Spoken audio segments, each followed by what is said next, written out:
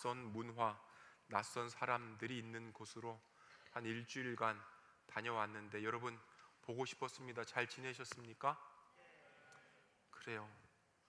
먹는 게 달랐고 입는 게 달랐고 그래서 사람으로부터 이렇게 풍기는 냄새라 그럴까요? 그 냄새도 참 달랐습니다. 무엇보다 말이 달랐습니다. 서로의 말을 알면 친구가 된다 그래요.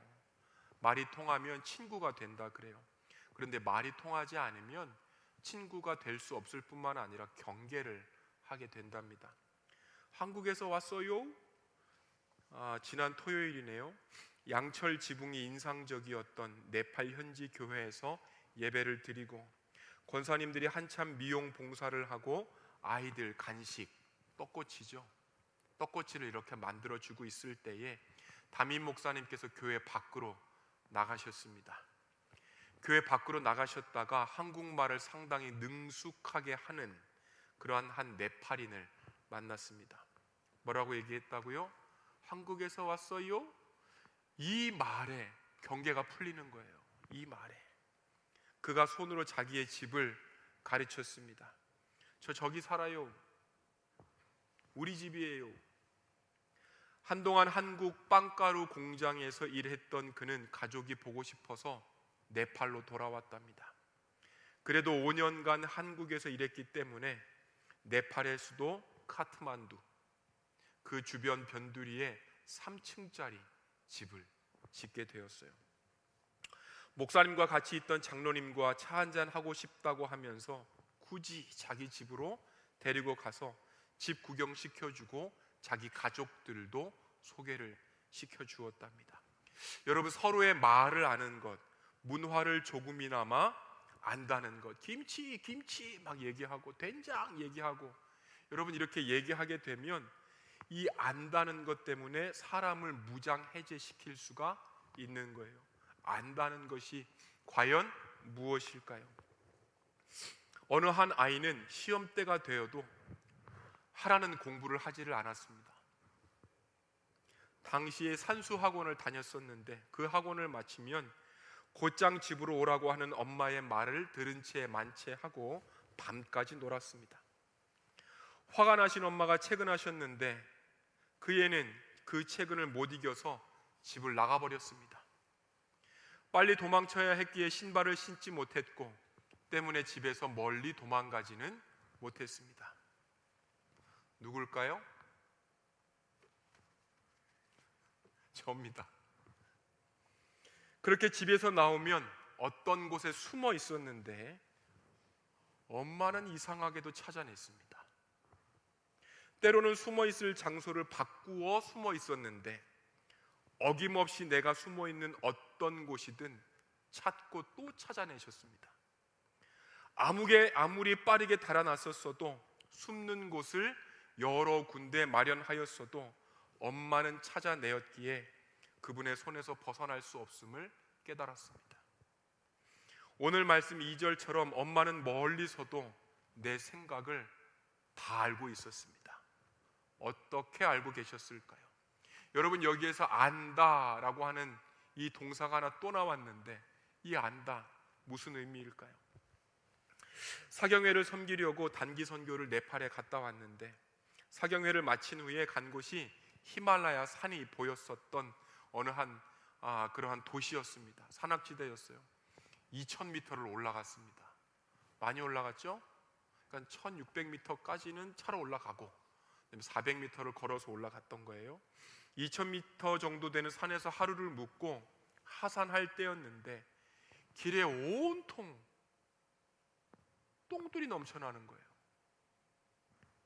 이걸 안 밟을 수도 없고 이거 밟을 수도 없고 안 밟을 수 없을 만큼 많아서 굉장히 불편했습니다. 그런데 나중에 어느 한 분께서 말씀해 주셨어요. 당나귀 똥입니다.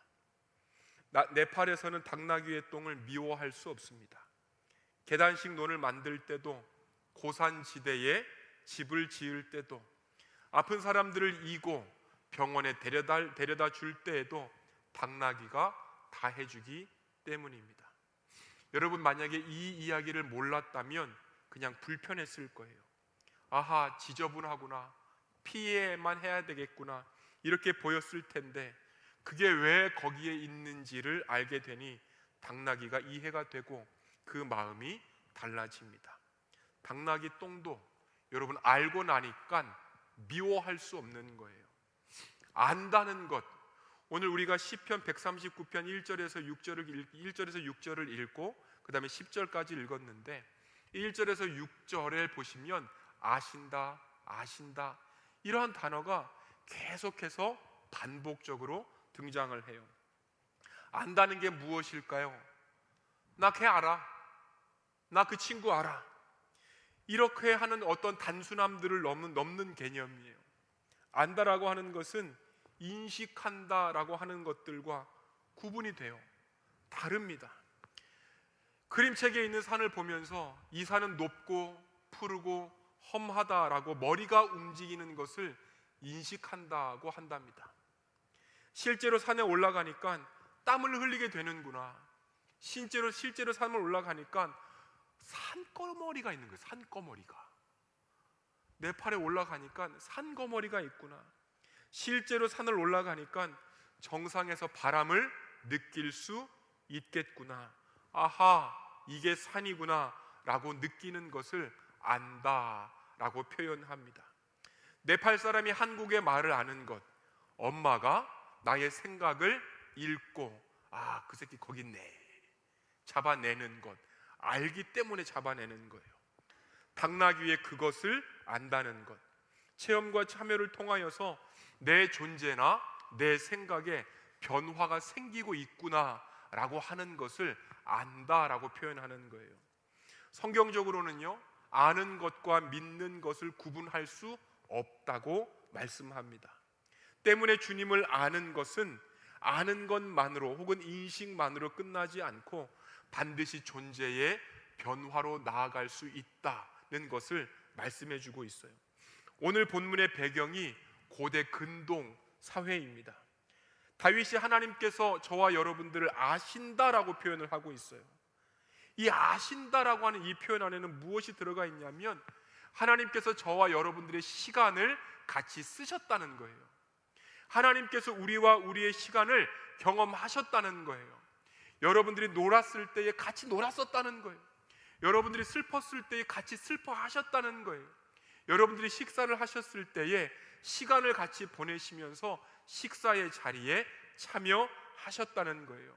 그래서 성경에서의 안다라고 하는 개념, 이 개념 안에는 시간 그리고 관계 그리고 경험의 의미가 같이 들어가 있습니다. 안다라고 하는 개념을 우리가 몇 가지 볼 텐데요, 한번 말씀을 읽어보시겠습니다. 시작. 새 왕이 일어나서 요셉을 알지 못하더라. 무엇으로 바꿀 수 있을까요? 새 왕이 일어나서 요셉과 함께 시간을 보내지 못했더라, 이렇게 해석하는 거예요. 새 왕이 일어나서 요셉과 함께 어떠한 경험들을 하지 못했다, 이렇게 보는 거예요. 이집트의 새 왕들이 요셉과 전혀 관계가 없었다, 몰라도 되었었던 그런 관계였다, 여기에서 안다는 개념이 나오죠. 또 한 구절을 한번 보시겠습니다. 시작. 아담이 그의 아내 하와를 알았더니, 여러분 이때의 알았더니라고 하는 이 단어 안에는 야다라고 하는 단어를 씁니다. 아담이 하와와 많은 경험을 했다는 거예요. 아담이 하와와 함께 시간을 보냈다는 거예요. 이런 뜻으로 생각하면 쉽습니다. 친밀한 것들, 성적인 관계까지 포함된 시간, 경험들을 의미해주고 있어요. 단순하게 알고 끝내는 것이 아니라 그 안에는 뭐가 있다고요? 시간이 있고 참여가 있고 경험이 있고 관계가 있다는 거예요. 그런데 성경의 여러 부분들을 더 보게 되면 시간, 관계, 경험, 이러한 것들에 한 가지 더 추가합니다. 바로 인정이라고 하는 부분이에요. 하나님께서 이스라엘을 알았다라고 표현을 하시는데, 하나님께서 이스라엘을 알았다고 표현하실 때에 시간을 보냈다, 관계를 맺겠다, 무슨 뜻이에요? 나 너 인정한다, 관계를 맺을 그 존재로 인정하겠다, 경험을 함께 할 그 존재로 인정하겠다, 기쁨을 나눌 그 존재로 인정하겠다라고 하는 그런 뜻이에요. 정보가 아니라 언약의 백성들로 선택을 하고 수용하셨다라는 것이 하나님께서 저와 여러분들을 안다라고 하는 그 개념이에요. 우리 한번 말씀 읽어보시겠습니다. 시작. 영생은 곧 유일하신 참 하나님과 그의 보내신 자 예수 그리스도를 아는 것이라. 한번 더 읽어보시겠습니다. 중요한 말씀이에요. 시작. 그의 보내신 자 예수 그리스도를 아는 것이라. 예수님께서 말씀하셨어요. 안다, 아는 것이 뭐래요? 유일하신 참 하나님을 아는 것. 이거 곧 또 이렇게 되짚어가면 또 아는 것이 뭐래요? 영생까지 이어지는 것을 우리가 볼 수 있어요. 하나님께서 우리를 아신다라고 하는 그것은 우리가 그분을 신뢰할 수 있고, 우리가 그분을 믿을 수 있고, 우리가 그분을 의지할 수 있도록 만드시는 그 바탕과 같은 것들이에요. 때문에 예수님을 아는 것, 그것으로 그치지 않고 믿음으로 나아갈 수 있고, 믿음의 결과 영생까지 얻을 수 있는 것, 이러한 모든 것의 근본이 바로 하나님께서 우리를 아셨다라고 하는 것에서부터 시작이 됩니다. 그러고 보면 성경에서 권유하는, 계속 이야기해주고 있는 이 안다라고 하는 개념은 존재에게 영향을 주게 되어 있습니다.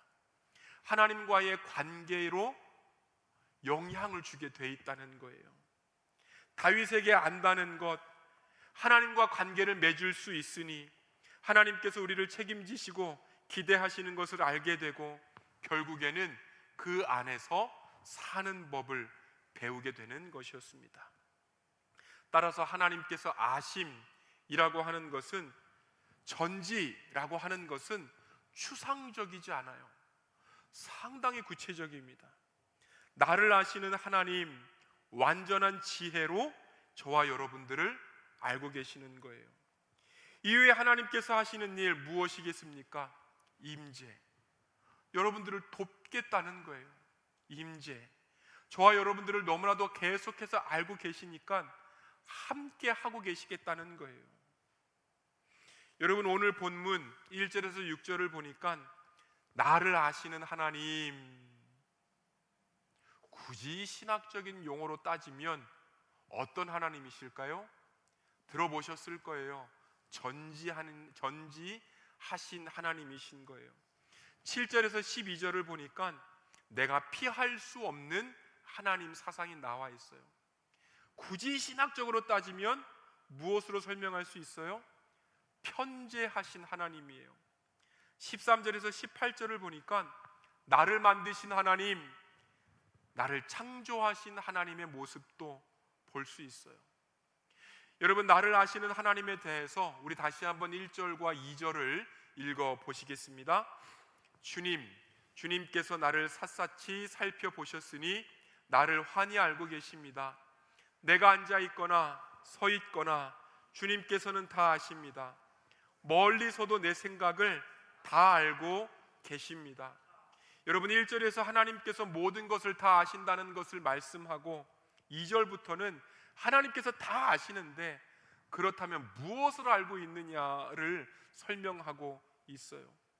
주께서 나의 앉고 서 있거나 이러한 모든 것들, 멀리서도 내가 하는 그러한 모든 생각들을 알고 계신다고 2절에서 시편 기자는 이야기하고 있습니다.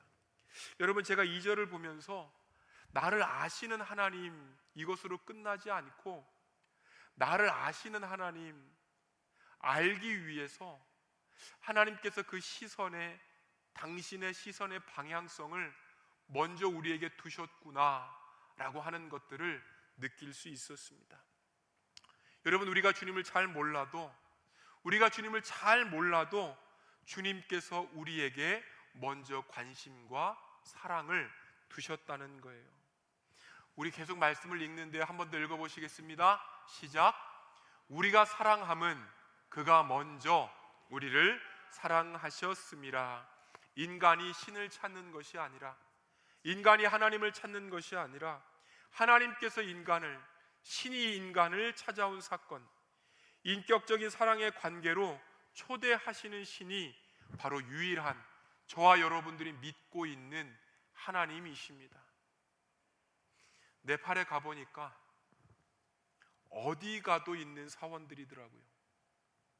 중심지 혹은 관광지로 불리는 그런 장소에만 사원들 혹은 신당들이 있을 줄 알았는데 집 근처, 집 안, 벽돌, 문기둥, 마당 할 것 없이 사원들을 다 갖다 놨습니다. 하나하나 찾아다니라면 평생 봐도 못 볼 그런 사원들, 신당들, 산당들을 며칠 만에 다 본 것 같았습니다. 신당들을 자세히 들여다보니까 그 안에는 불상, 좀 고민을 했어요. 분명히 힌두 교도들인데 왜 불상을 섬기는 걸까? 그 안에 있는 산당들을 자세히 이렇게 들여다보니까 불상만 있는 것이 아니라 뱀, 쥐, 코끼리 이런 것들도 신이 될 수 있겠구나라고 하는 그러한 생각이 들 만큼 기이하게 생긴 신들이 굉장히 많았습니다. 헤아릴 수 없는 많은 신들을 섬긴다는 것들은, 그런 것들은 이미 알고 있었는데, 그래서 그쪽 방향으로 굉장히 정돈이 잘 되어서 잘 믿고 있을 줄 알았는데, 섬기는 모습들과 사원들을 보니까 잘 꾸며졌거나 정돈이 되었다는 생각이 금물이라는 것도 알게 되었습니다. 사진을 한번 보실까요? 뭐로 보이시나요, 여러분? 확대를 해보시면 그 안에 코끼리가 있는 것들을 볼 수 있을 거예요. 저 빨간색이죠, 그렇죠? 빨간색인데 피일까요? 피 아니에요? 이렇게 대답을 하나하나 어쩜 그렇게 잘해요? 피가 아니고 뭘까요? 그냥 물감이에요. 피 색깔이 나는 물감들을 저렇게 하나하나 다 마련을 해서 신상에게 먼저 묻혀주고, 그 신상의 머리를 만지고 다시 자녀와 나의 머리에다가 이렇게 묻혀서 복을 비는 그러한 모습들이었습니다.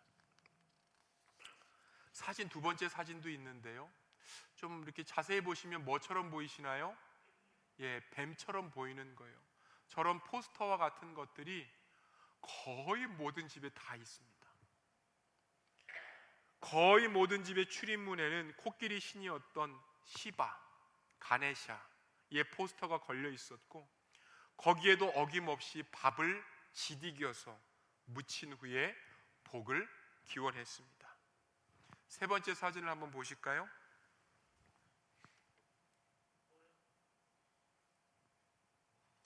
잘 보시면 얼굴이 하나가 있고 그 위로, 그 뒤로 우뚝 솟은 그 무엇이 하나가 보일 거예요. 어떠한 모습이냐면 뱀의 모습을 저렇게 만들었습니다. 흉측하고 자꾸 냄새가 많이 나서 좀 가까이 가서 이렇게 가까이 가려다가도 좀 이렇게, 그래서 어쨌든 사진을 찍은 다음에 가까이 가보니까 저 얼굴에 뭐가 걸려져 있죠? 보이시나요? 저 얼굴에 뭐가 걸려져 있는데 동물의 내장을 뽑아다가 저렇게 신상 얼굴 주위로 하나씩 이렇게 걸었던 모습을 볼 수 있었어요. 수많은 붉은 바발들이 잔뜩 붙여 있는 데다가 수없이 많은 손자국들이 있는 이러한 신상들을 보면서 어쩜 이렇게도 믿을 수가 있을까 연달아 생각을 해보았습니다. 예측이 불가능하고 통제가 불가한 그러한 세계에서 무언가를 의존하지 않고서는 견딜 수 없었던 그러한 시대에 수없이 많은 신들을 섬겼던 고대인들의 삶과 이 선교지 네팔의 모습이 비교가 되었습니다. 이들이 믿는 신도 하나님처럼 사랑의 관계를 맺으려고 우리에게 먼저 다가오셨을까? 고대 근동에서 신의 인간을 안다라고 하는 그 개념은 사랑을 맺으려고 다가온 그러한 사랑의 관계가 아니라 통제와 감시를 통해서 나라의 질서를 유지시키려고 했었던 그러한 방법과 수단이었었던 거예요. 힌두교를 보면서 성경에 나왔었던 이방 신들의 모습과 계속해서 겹쳐져 보였습니다. 아니나 다를까 인간을 근본적으로 통제의 대상으로 봅니다. 운명으로 인간을 다스리려고 합니다. 우리와 시간을 보내고 저와 여러분들의 경험을 소중히 여기며 관계하시려고 하는 그러한 모습이 없었습니다. 우리를 알지 못하고 그렇게 관계를 할 수도 없고 인간이 필요로 할 때에 시간을 내줄 수 없었던 존재가 바로 고대 근동의 다윗이 혹은 다윗 주변의 사람들이 겪었었던 그러한 신들의 모습이었었던 거예요. 우리가 왕상 18장을 보시면 엘리야의 이야기가 나옵니다. 이스라엘 아합 왕과 이세벨이 바알 숭배를 퍼뜨리고 여호와의 선지자를 끊임없이 박해했을 그때에 엘리야 혼자가 남았었던 거예요. 엘리야 혼자가 남아서 바알 선지자 450명, 아세라 선지자 400명, 총 850명을 대상으로 대결을 선포합니다. 바알 선지자들이 아침부터 오후까지 부르짖습니다. 몸을 자해합니다. 그러면서 부르짖습니다. 그럼에도 불구하고 응답이 없는 거예요. 그때 엘리야가 이야기합니다. 더 큰 소리로 불러보십시오. 바알은 신이니까 더 큰 소리로 불러보십시오. 볼일을 보고 있는지, 용변을 보고 있는지, 아니면 멀리 여행을 떠났을지, 그것도 아니면 자고 있으므로 깨워야 할지 모르지 않습니까? 더 큰 소리로 불러보십시오. 우상은 아무런 소리도 없고 아무런 대답도 없고 아무런 기척도 없었습니다. 인간이 급할 때 응답하거나 만나주지 못했습니다. 여러분, 이와 반대로 하나님께서는 어떠한 하나님이십니까? 읽어보시겠습니다. 주께서 나의 앉고 일어섬을 아시며 멀리서도 생각을 알고 계신다. 주께서 나의 앉고 일어섬을 아시며 멀리서도 나의 생각을 알고 계신다. 이렇듯 주님의 사랑은 내리사랑과 같은 방향과 관심이 있다는 거예요. 주님께서 먼저 향하셨습니다. 한 번 더 읽어보겠습니다. 시작. 내가 앉아 있거나 서 있거나 주님께서는 다 아십니다. 멀리서도 내 생각을 다 알고 계십니다. 여러분, 앉고 일어선다고 하는 것 단순한 육체적인 한 과정이 아니라 우리 인생의 그 모든 것들을 이야기하고 있는 거예요. 앉는다는 것, 쉰다는 것을 의미하고 일어섰다는 것, 우리가 일하는 것을 의미하고 있습니다. 인간 행동의 거의 모든 것들을 다스리는 영역이 바로 앉고 일어섬이라고 하는 거예요. 어떤 한 정지된 순간뿐만이 아니라 우리의 지속적인 행동들과 습관적인 일상들, 그에 해당하는 모든 것들을 알고 계심을 의미합니다. 특별히 하나님께서 멀리서도 잘 알고 계시는 것이 있는데 그것이 저와 여러분들이 품고 있는 의도예요. 멀리서도 알고 계시는 것들이 나의 의도, 나의 계획, 나의 목적과 같은 것들입니다. 여러분, 잘 아신다는 것을 개역개정에는 통촉하신다라고 하는 것들로 이러한 단어로 사용했어요. 분간한다라고 하는 뜻인 거예요. 우리들이 반드시 봐야 될 책 중에 하나가 플랫랜드라고 하는 책입니다. 플랫랜드. 뭐 아시겠죠? 이렇게 평평한 땅이라고 하는 그런 책이에요. 1830년경에 나온 책인데 플랫랜드, 어떤 한 나라를 생각하시면 되겠습니다. 그곳의 주민들은 직선, 삼각형, 사각형, 오각형, 원, 평면, 도형으로만 존재하는 그러한 세상이에요. 여자는 선분, 뭐죠? 곧 직선이었습니다. 1차원이었어요. 남자는 삼각형부터 점점 변들이 늘어나면서 고위 계급으로 갈수록 원이 되는 그러한 세상, 여러분 한번 생각해 보시기를 원해요. 그래서 원형은 최고의 지배계층이었습니다. 이 세계에서는요, 무엇이 없죠? 높이가 없어요. 이 세계에는 무엇이 없죠? 넓이만 있고 깊이 같은 개념이 없습니다. 오직 길이와 넓이만 존재하는 것이 평평한 땅, 플랫랜드라고 하는 곳이었어요. 이 소설에서의 주인공은 정사각형이었습니다. 그가 평범하게 살다가 어느 날 우주에 3차원에서 왔던 공을 만나게 돼요. 이 공, 정사각형에게, 주인공에게 3차원의 개념들을 끊임없이 설명을 합니다.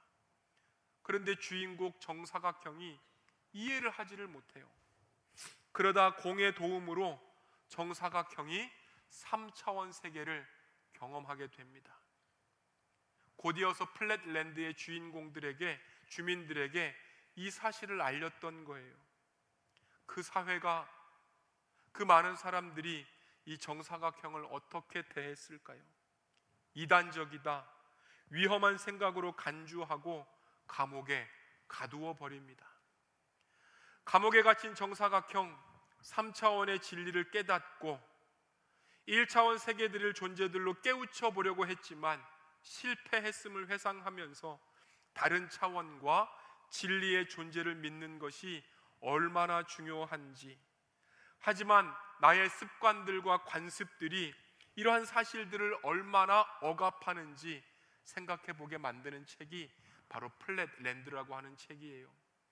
여러분, 멀리서도 분간한다라고 하는 그 뜻, 하나님께서 우리보다 훨씬 더 높은 차원, 높은 존재로서 보실 수 있다라고 하는 말이에요. 그래서 나의 생각과 여러분들의 생각, 삶을 알고 계십니다. 꿰뚫어 보시고 놀라울 정도로 분석하신 하나님의 역사, 혹 우리가 이해하지 못한다 할지라도, 받아들이지 못한다 할지라도 하나님께서는 보실 수 있으시구나, 멀리 계신 하나님이시라 할지라도 그분은 보실 수 있으신 분이시구나, 나의 상황을 아시는 분이시구나, 이 사실 앞에 우리는 복을 구하며 나아가기를 원합니다. 우리 3절 한 절 더 읽어보시겠습니다. 시작. 내가 길을 가거나 누워있거나 주님께서는 다 살피고 계시니 내 모든 행실을 다 알고 계십니다. 아신다라고 하는 그 의미를 이 3절에서는 살피신다라고 나왔습니다. 하나님께서 아시는 부분들이 상당히 구체적인데 나의 길, 곧 나의 공적인 생활들을 말하며 눕는 것, 개인적인 생활들을 말하고 있습니다. 하나님께서 우리를 살피고 계시니 이 살핀다는 의미가 무엇일까요? 법의 용어를 가지고 왔어요. 법 용어예요. 감찰한다라고 하는 뜻입니다. 조사한다. 형사가 여러분들을 조사한다. 검사가 누군가를 감찰한다라고 하는 뜻이 바로 이 살핀다라고 하는 것이에요. 하나님께서 아담과 하와가 숨었던 것들을 아셨습니다. 그래서 우리는 우리를 감찰하시는 하나님, 우리를 살피시는 하나님을 생각하게 되면 괜히 어떤 마음이 들까요? 불안합니다. 내가 어저께 그 새끼 욕했는데, 이런 마음이 드는 게 우리 인간이란 말이에요. 우리의 모든 것을 알기 때문에 죄를 지으면 주님께서 아시는데 하시는 그런 하나님을 생각할 때에 공포를 느낄 수도 있고 두려운 감정을 느낄 수도 있습니다. 그러나 반대로 생각하면 우리의 모든 것을 아신다는 이 전지에 대한 생각들도 상당히 많다는 거예요. 야곱이 있어요. 하나님께서 야곱을 만났을 때에 야곱이 잘했거나 야곱이 상황이 좋았을 때가 아니라 형을 속이고 떠났을 때에 범죄의 현장에서 어떠한 죄를 지적하려고 하나님께서 만나주신 게 아니에요. 위로하시려고 만나셨습니다. 이처럼 하나님께서 우리를 완벽하게 아신다는 사실에서 우리는 두려움을 느낄 수도 있습니다. 그러나 만일 우리를 완벽하게 아시는, 감찰하신다는 그 감찰의 개념을, 법의 개념을 가지고 오는 게 아니라 의사의 개념을 가지고 온다면, 선생님의 개념을 가지고 온다면 우리가 더욱더 주님의 눈 앞에서 샅샅이 살펴지는 것이 더 옳은 얘기일 수 있습니다. 다음 하반절은 주님의 친근함, 이렇게 알아서 어떻게 하시겠냐는 거예요. 우리 한 절 더 읽어보시겠습니다. 시작. 내가 길을 가거나 누워있거나 주님께서는 다 살피고 계시니 다 알고 계십니다. 내 모든 행실을 다 알고 계십니다. 내 모든 행실을 다 알고 계십니다. 이 아신다라고 하는 그 앞에 실은 원어로 따지면 하나가 더 들어가 있습니다. 익히 아신다는 뜻이에요. 익히 아신다. 익히 아신다를 우리나라 말로 굳이 또 번역을 한다면, 야, 너 생각이 나에게 익숙하다는 뜻이에요. 너의 경험이, 너의 행동이, 너의 습관이 나에게 너무 익숙해, 이런 뜻인 거예요. 모든 행위를 아는데 친밀하게 아시고 그 아심을 통해서 우리를 이끄십니다. 아신다, 익숙하다. 익숙하기 때문에 우리 주변에 와 있다. 우리 주변에 오신 그 주님께서 우리를 인도하시는데 어려움이 없다. 여러분, 이것이 바로 감찰, 통촉이라고 하는 뜻입니다. 한번 사진을 보여주시겠어요? 사진을 보니까 그 탑 아래에 뭐가 이렇게 보이죠? 그 탑 아래에 뭐죠? 눈이에요, 눈. 저런 눈들이 상당히 많이 있습니다. 지혜의 눈이라고 하는데, 여러분, 어쨌든 저 탑을 보면서 뭐가 가장 인상적으로, 저 사진을 보면서 무엇이 가장 인상적으로 보이시나요? 깃발들 아닙니까? 깃발들. 히말라야고 지붕 옥상이고 거의 모든 곳에 저렇게 펄럭펄럭거리는 오색 깃발들이 꼽혀져 있습니다. 우리나라의 무당들이 걸친 그런 한복과 같은 색이길래 네팔과 부탄 같은 그러한 히말라야에서의 무속 신앙과 관련된 것들로 보였습니다. 그런데 자세히 보니까 이러한 깃발에는 글씨가 빼곡하게 적혀져 있는 거예요. 불경이었습니다. 이들에게 이러한 신앙이 있는 거예요. 바람이 불경을 읽는다. 바람이 펄럭거리는 천을 스칠 때마다 나도 불경을 읽게 된다라고 하는 그러한 개념인데, 그리고 그 가르침을 바람이 닿는 곳곳에 퍼뜨린다는데, 다음과 같은 그림도 하나 있네요. 원통에다가 글들을 새겨놨습니다. 저 원통을 자세히 보시면 위는 검었고 아래는 색깔이 하얗다는 것을 발견할 수 있어요. 저 원통을 가지고 무엇을 했을까요? 얘기해 보시죠. 저 원통을 가지고 무엇을 했을까요? 굴리는 거예요. 굴리는데 어떤 의미가 있을까요? 저거 한 번 굴리면 경전을 다 읽었다라고 하는 뜻이랍니다. 저렇게 생긴 원통을 한 번 굴리면 경전을 한 번 읽는다는 것과 같다는데, 진짜로 그런 것일까? 진짜로 알고 하는 것일까? 하나님께서 우리를 아신다는 것, 단순히 지식의 산물이 아닙니다. 전지하신 속성에서 나온 것이기에 그것을 통하여서 세상의 모든 것들을 아시고 우리의 심령과 우리의 마음 끝까지 헤아리실 수 있으신 그러한 하나님이세요. 하나님의 전지하심을 믿고 우리가 의지할 때에 우리에게도 하나님의 지식이 임하고 모든 것을 분간하게 될 수 있는 것입니다. 5절에서 주께서 나의 전우를 들으시며 내게 안수하겠나이다 라고 말씀하셨어요. 전우를 두른다, 포위하시겠다라고 하는 의미예요. 둘러싸서 보호하시겠다라고 하는 그러한 의미입니다. 하나님께서 공기처럼 저와 여러분들을 둘러서 보호하고 계십니다. 속까지 아시고 우리로 하여금 그 사랑에 감격하게 하시는 하나님의 위대한 마음에 그리고 역사가 있기에 우리는 하나님께 감사할 수 있게 됩니다. 사랑하는 여러분, 우리가 숨길 수 없습니다. 사랑하는 여러분, 우리가 가진 것들이 주님 앞에서 숨겨질 수 없습니다. 사랑하는 여러분, 그리고 숨길 필요도 없습니다. 몰랐다고, 모른다고 할 수도 없습니다. 여러분들이 여러분들 자신을 잘 알고 있습니까?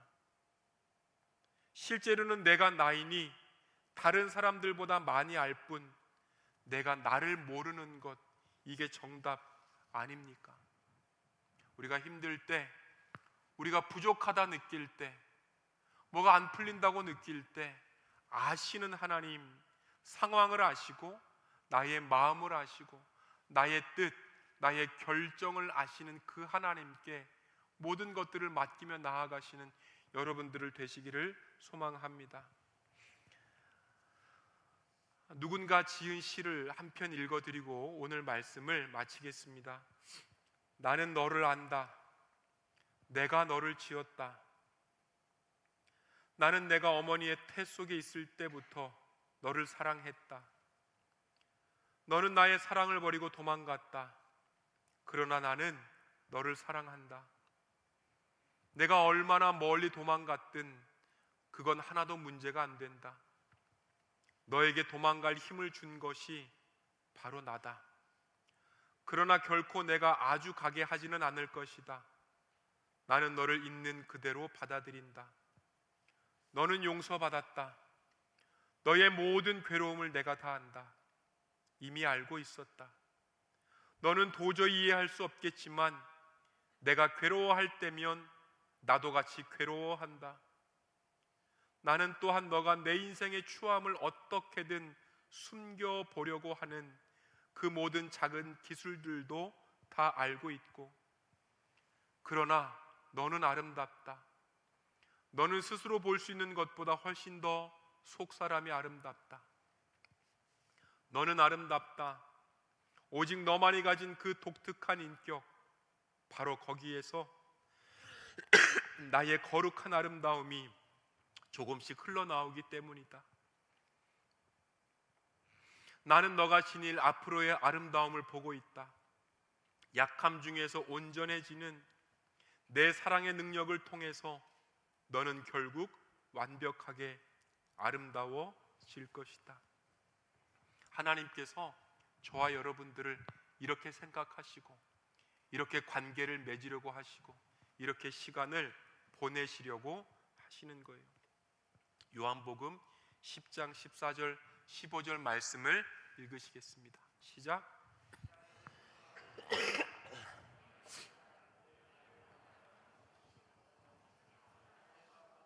내가 아버지를 아는 것과 같으니 나는 양을 위하여 목숨을 버리노라.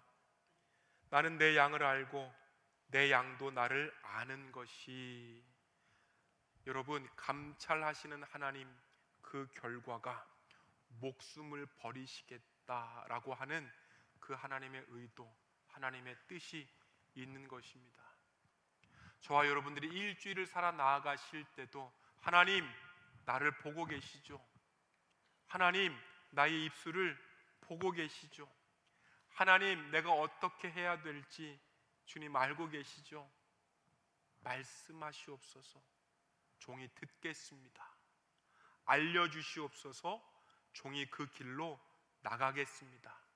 이러한 고백, 이러한 믿음으로 한 주를 살아 나아가시는 여러분들 되시기를 축원합니다. 기도하시겠습니다.